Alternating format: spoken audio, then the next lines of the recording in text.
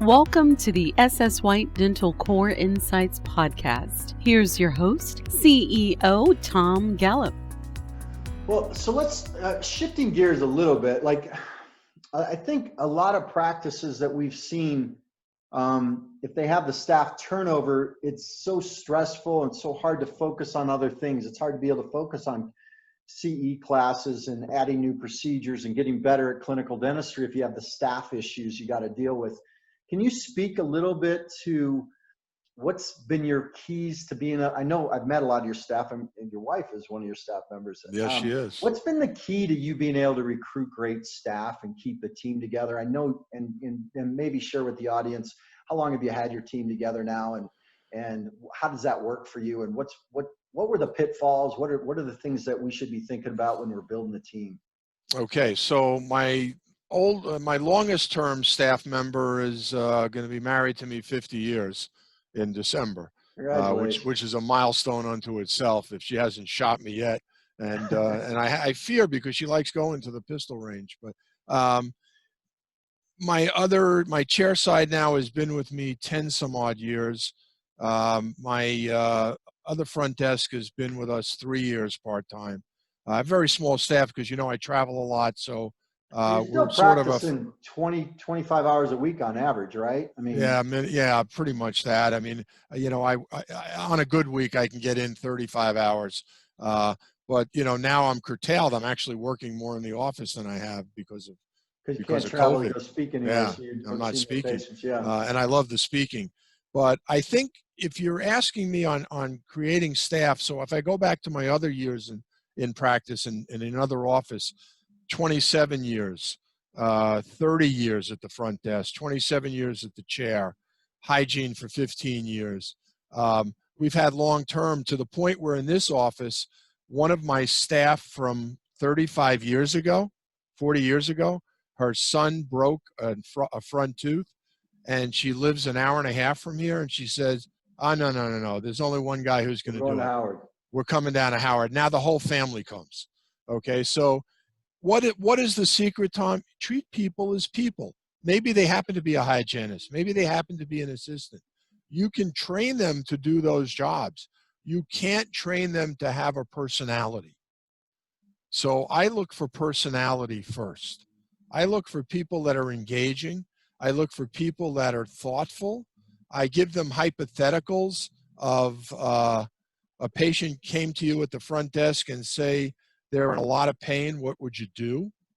I want to hear how they would handle that. So we're looking for empathy and ability to connect and some personality. So yeah, how long has it been since you've had to fire a staff member? Oh, well over 25 years. Wow. Well over. Maybe I should talk about how to fire people then, Howard. Yeah. I've been very lucky. I think I've been selective. And here's another thing. My wife's very insightful. So she's in on a lot of the interviews.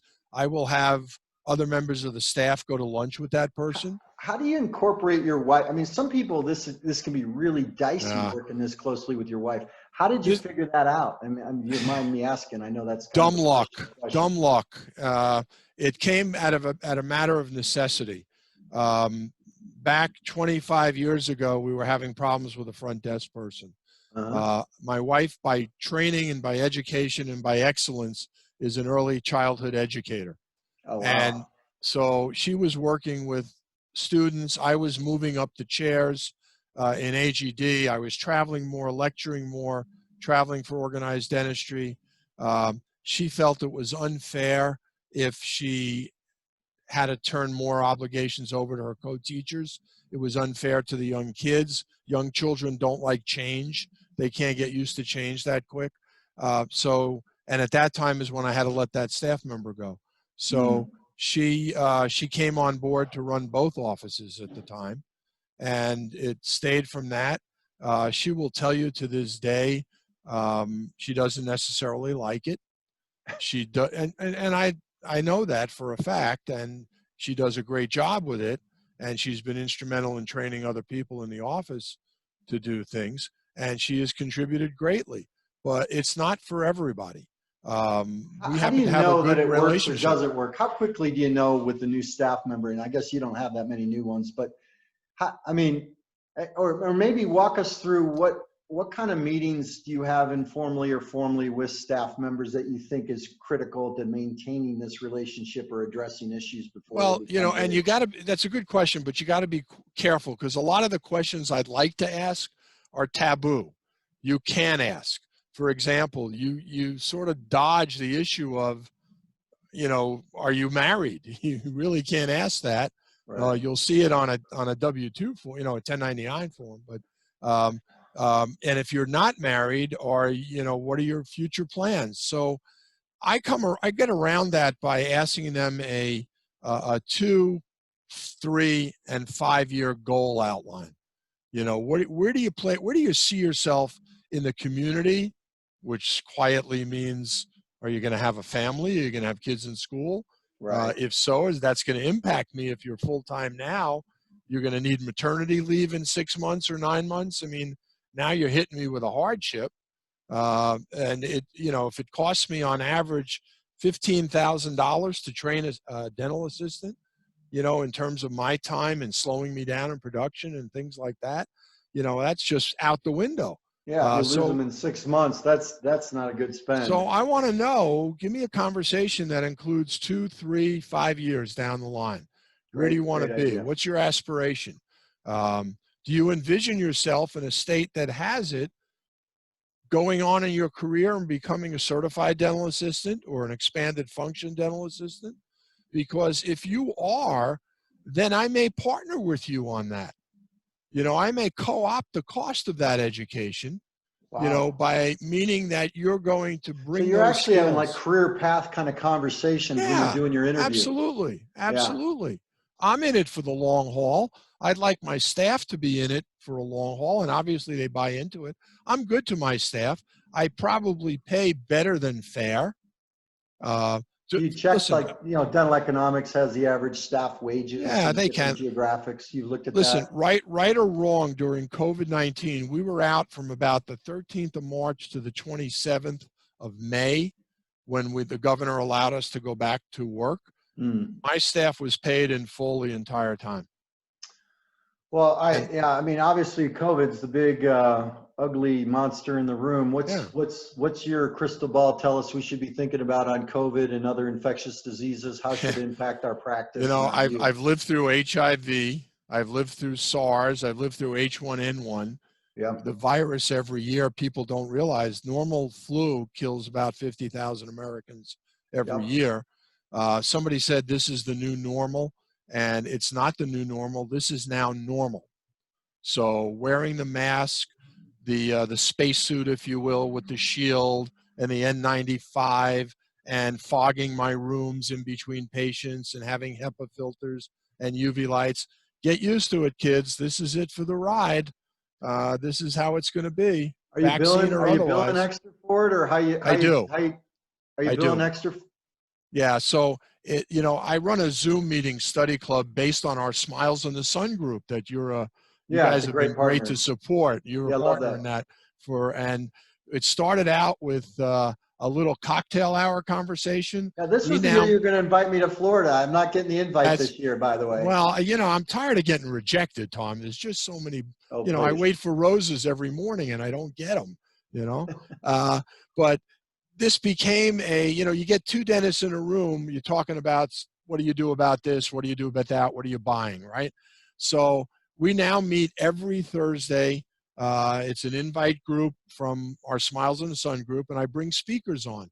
And I had Deborah Engelhart Nash last night. We've had people on fogging, people on ozone, people on you name it. We've bounced topics back and forth, and we share information.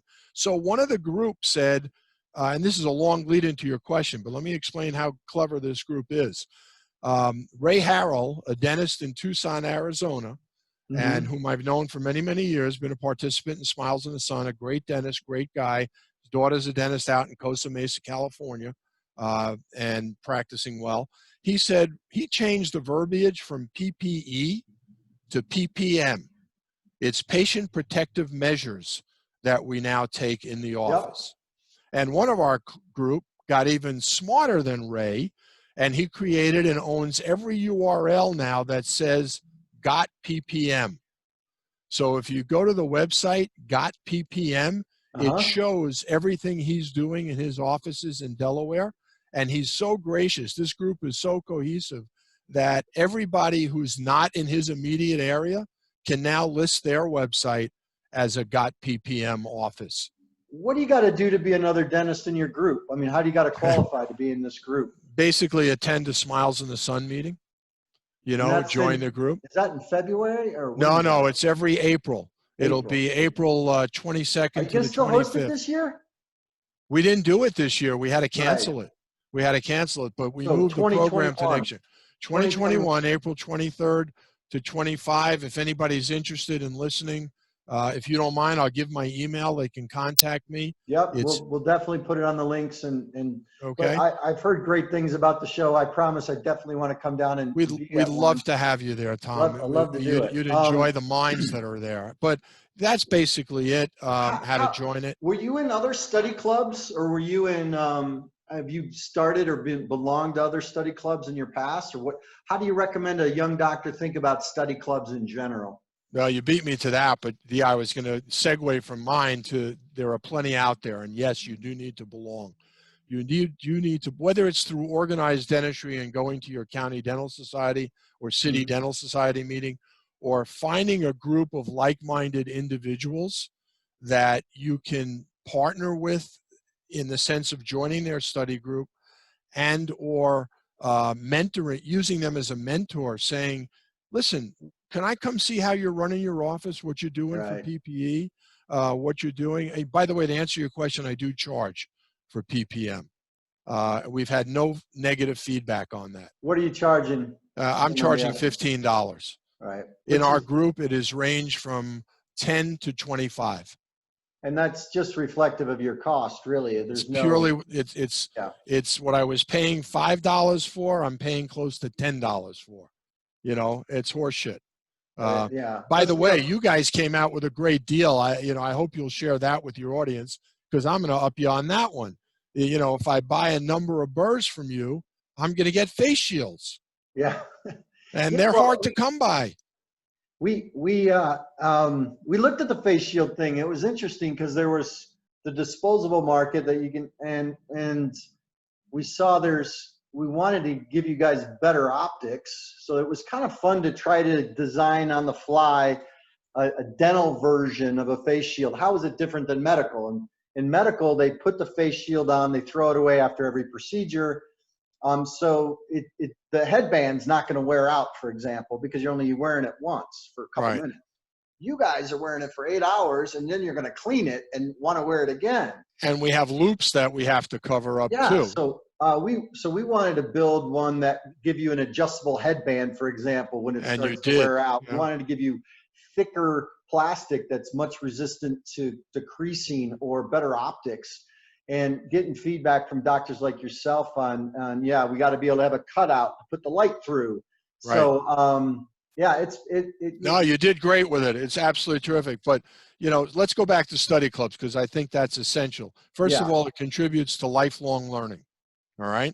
That's back to the earlier belief, lifelong learning. So how to do it, you got to be a member of a study club. It all ties to, pardon the use of the word core, but it all ties to the core foundation of being a good dentist for the rest of your life and providing excellence in care. So, and that's what I aim to do. The other benefits of joining a study club besides the education is, you know, it's like group therapy session. You know, I had a patient today, man, she drove me crazy. What would you have done? Right. Work it through. You get to talk it through. Share knowledge. Share knowledge. Besides the regular continuing education, there's knowledge to be shared in how do you handle this kind of a situation. But brings a great, I'm a member of a business CEO group. We meet once a month, and you know, so there's 5 other CEOs, different industries, not competitors, not customers. And what you quickly learn is that we all have the same challenges. We all have a lot of the same stresses, and we think we're unique. But, you know, it's around people issues. It's around, sometimes clinical or scientific issues. It's around government issues at times, or even family issues we get into as a team. Well, why don't you speak a little bit to that? You're someone that generally, I think, has had a really good sense of humor for a dentist. I think you're funny. How do you deal with stress? I mean, and what problems do you see with burnout in our profession? How do we avoid burnout? I mean, part of it could be developing a good core network of other people that are like-minded and have similar challenges in the study club or with your specialists. So you have a group of people that understand you, and sometimes, unfortunately, our spouses can't completely know it. So one thing you're going to do to deal with stress is have this good group that you can bounce thing off of and prevent it, or have people that understand your losses and challenges better. But what other ways do you deal with stress, and what is the problem of dental burnout in your mind? So I think the problem of dental burnout is a drill, fill, and bill mentality, where Not I'm very going to, fulfilling. It's just no, another you're day at the here, factory. I'm going to the dungeon. I'm going to go work in my dungeon for 8 hours, and then I'll go home. So I think you need to have other interests and likes outside the office, and you need to make time for them. I love to travel. I love theater. I love music. So I make time for that. I love to read. Unfortunately, I fall asleep very quickly when I read, and the book hits me in the face. But and I like a hard book. I'm not into iPad reading. Um, the other thing is that I think it's okay to have avocations within the realm of dentistry. And What do you mean by that? well, for example, I write, I lecture, I travel and do that. I've been very blessed and fortunate to travel the world. I'm missing Mm-hmm. 2 continents and 3 states that I have never been to. And I'm hoping to knock that off after this, or when this new normal, quote unquote, changes a little bit.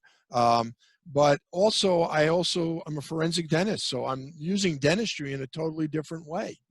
But Yeah, so I wanted to talk more about what you learned from being a forensic dentist and how it applied to people that are alive, perhaps.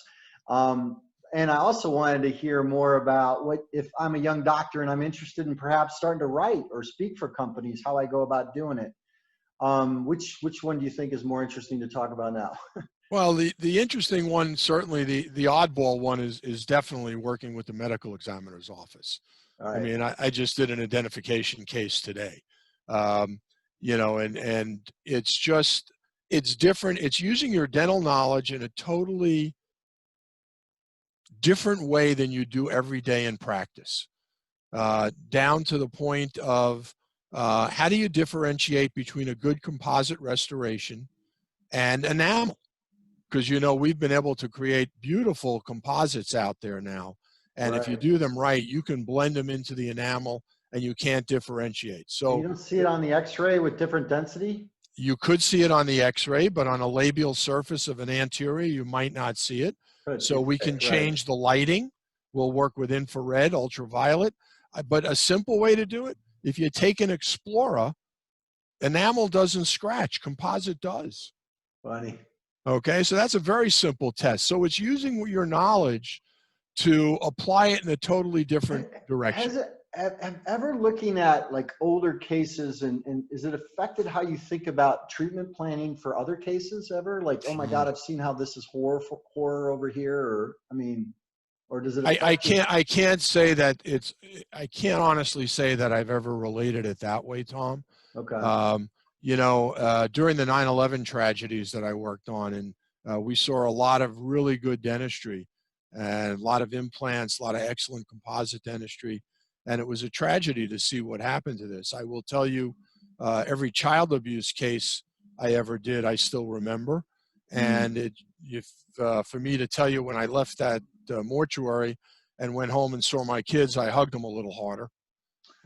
You appreciate life for sure. So yeah. you know So but it's like, the question is going to come up, how do I get started in that? So I got started back in dental school. My operative instructor at the time was the chief forensic dentist, and I took an interest in it, and got to watch him at work and things he was doing. So if And this is an interest, call up your forensic guy, invite him to lunch, and pick his brain and correctly, see if and he's see if looking they'll for let you go somebody to down the help him. morgue, watch an autopsy, see Yeah. if it's not for everybody. Don't think an autopsy is the same as when you went to dental school and did your more spam. Don't you just love it? That's for me. That's one of Yeah, my right. email blasts going out to you guys. More, I'm going to put that to vibrate, which I should have done. I apologize. But, ask if you can go down and see an autopsy. Seeing an autopsy is much different than anatomy in dental school. You're working on an embalmed cadaver. It's much different.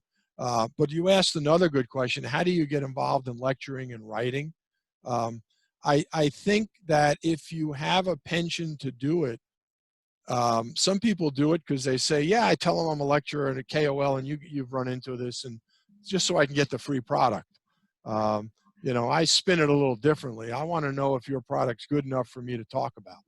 So, Right. and as you know, if I see something I don't like, because you've sent me product to evaluate before, and I'm a bench evaluator in the sense that I don't have a laboratory situation. I can't take a composite, for example, that has not yet been approved and put it in a patient's mouth. That's a violation of a gazillion rules.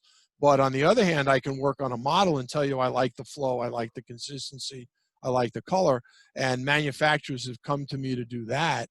I think, again, it's creating a partnership with a manufacturer, and that one thing leads to you another. do that at trade shows, or where does that, is that the first step is to engage in a conversation with the manufacturer, or is it working with dental societies and no, I think it's two ways to engage. It's two prongs. Engage with a manufacturer, write about a product that you like. I have always found early on, and even to this day, the more I write, the more lecture engagements I get. And the more lecture engagements I get, the more people want me to write. I got to tell you, I love the lecturing. I don't like the writing, right. And I write monthly columns now in addition to the I Have It, You Need It column. I write for Dental Economics for the last 4 years. 14 years before that, I wrote What's Hot and What's Getting Hotter for AGD Impact. Now I write for Dentistry IQ, which is an online newsletter, if you will, that now has Chairside Daily, and I've been writing products that are COVID related, and we put those kinds of products up there, and so I'm constantly writing now, probably more than I'd like to, but it's a service to some degree, an obligation at this point. So it's a combination of putting out good content on peer-reviewed product in writing, and also being able to speak and deliver it, as well as having some relationship with the manufacturers that want to sponsor that activity. An easy way to get started, Tom, is, for example, let's take one of your products, and let's talk about one of my all-time favorites. I have two of my all-time favorites. Our fissurotomy was a slam dunk, best thing ever invented for dentistry, kind of a product. And I'm not saying that as you hear, I tell my audiences that even if I didn't like you. And then the Smart Bird 2, where you really, in both products, have given us the essence of conservative dentistry. So that aside, if I was a young guy and I wanted to work with you, or wanted to work with SS White, I'd say, can I show you a clinical case where I've used Smart Bird 2 or where I've used fissurotomy? And I like tips and tricks. Yeah. I like being able to take that magazine and say, go right to the chair with it, and it's like a cookbook. Here's how I can achieve that beautiful picture he's showing me. Yeah, I love hearing from doctors on, here was the pain I was having before and the frustration I was having before. And then I used what you guys are talking about, and this is the outcome I got and why I liked it. And here's the step-by-step on how I did it. And, here's the amount of time it's saving me, or the better patient outcomes it's creating, or the more predictable outcomes it's creating. And not to cookie cutter it, but if it has that in there, I'm interested in talking, because I think we're all in this self-discovery of trying to make it work quicker, and we all have an imperfect tooth that we're working with.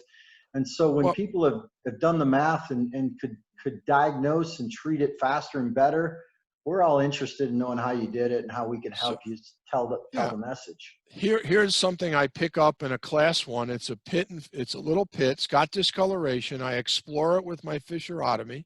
I've always labeled that procedure explore and restore in less than 5 minutes. And I explore it, and sure enough, there's some decay. I clean it out. I may proof it with Carey's indicator dye to make sure I've removed all the decay. And very often it's just in the enamel, so no anesthetic is required. But then I'll take a product like Shofu's Fit SA, a new composite resin, flowable resin, that is SA means it's self-adhesive. Yeah. So now I've eliminated the bonding step, the etch step. It's squirt and shoot technology from a syringe, and my 5 minutes is now down to less than 3. And it's a great preventive resin. Oh, 100%. Is that you build it out as a PRR, or you build it out as a class 1 if you get to the DEJ? It's class 1 the minute I cut a tooth. All right. The minute I cut a tooth, it's class 1. And what I've seen, and you've told me this before, and I really do appreciate you teaching me this, that the old days, when we were taught in school, when we cut like retentive grooves way back when, was that, we needed retention obviously for the amalgam, but now with the new materials, we don't need retention. We got self-adhesion, or we got adhesive dentistry. Your material has changed. How has your technique changed because of it? Because if we're going in with 5.57 still, I mean, we're destroying a lot of healthy tissue we don't need to. And to your point, what the longevity, I mean, if you look at the size of the prep you're doing now versus what you were taught to do in dental school, how much different is that size on a class 1? Probably reduced minimally 50%. Yeah. And it's probably more like 75, 80%. And then when quote unquote that class 1 you did fails, I mean, it's going to be 10 or 15 years before it fails. You're still going to have a more minimally invasive prep than what some people are getting when they go in with a 5.57 to begin with. Well, because if I've reduced it by 75%, and all I have to do when I re-prep it is extension for prevention, right? What we learned in dental school, just extend to a clean margin. What am I extending? 2%, maybe? I'm still way ahead of a 5.57. By the way, that's a great example. I always ask my audiences, what's your favorite burr? And the minute they say 5.57, I ask them, how much alloy are you doing? And they say, well, I'm not. I said, so why are you using sharp line angle burrs? You should be using a 15.57, which is a round-ended crosscut. And now just dig out the decay. You're done. Well, and you're maybe not as minimally invasive as you are with fissurotomy, but you're definitely spreading the forces of mastication throughout the prep instead of having sharp internal line angles that lead to 100%. cracking. Yeah. GV Black was a great dentist, but it was Amen. It was a long time ago. And he's rolling over in his grave right now, I'm sure, with everything that we've learned to do. So I mean, practice growth. You're somebody that has been able to add a lot of new patients over your career. We got now social media. We've got now other things in the marketplace. How do you think? I know that for you, your belief system on treating them great, your belief system on educating yourself and doing great work, and also knowing when you want to involve the specialist and not overstep what you're great at. But what other things do you think about, or what other key things do you think are key to growing the practice, and that maybe some doctors should be thinking about more? All right. Well, I'm the old school guy that 5 years ago decided, maybe I ought to have a website. So I finally had a website. It was a shitty one. I think I've got a pretty decent one now. It's a simple howardglazerdds.com.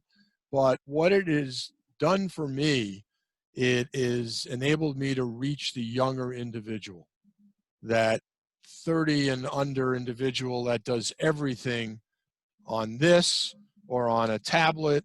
And, the old Manhattan Yellow Pages was that thick. That's out the window. We have Google now. So that I went to the 21st century, if you will, and got a website. But in this particular situation of these times today, when you go to my website, immediately pops up what we're doing about COVID-19. And it shows you graphically and verbally all the preventive measures we're taking in our office to make you safe. So that's a marketing tool. And that's driven patients to come back to me who have been sitting on the sideline. It also reflects the empathy and your understanding of where the patient's coming from. It's not about Howard and let me show you all my beautiful cases all the time, which is a good part of the website, but it's also about, hey, I know where you are maybe right now somewhat concerned. Let me show you what universal precautions was before and now what enhanced precautions are after COVID and what we're doing. And I think, obviously we all know this, a dental office is a lot more safe place to be than a nursing home or a hospital or many other places because of the great work we did in embracing universal precautions and training and cleaning the operatory and the commitment to the sterilization. I mean, look at the cross-contamination issues we have in the hospital, or look at the nursing home fatalities. I mean, it's horrible. We could get painted with a broad brush if we're not careful, if we don't do what you're talking about and educate. We have an obligation, I think, to educate our patients on the good work we're doing on universal precautions, and now how it's been extended. Sometimes I say you have to blow your own horn because you're the only one who knows the tune. Yeah. And it's true. But we do that, Tom. We try to. I had a patient today that said to me, I can't believe I'm actually in the dental office during COVID times. And I said, You're probably in the safest place you'll be all day today. Thank you for listening today. We hope you enjoyed this episode. SS White Dental is a leading dental device manufacturer that strives to bring high-quality dental products to market, enabling dentists to work more efficiently and to maximize patient comfort and quality.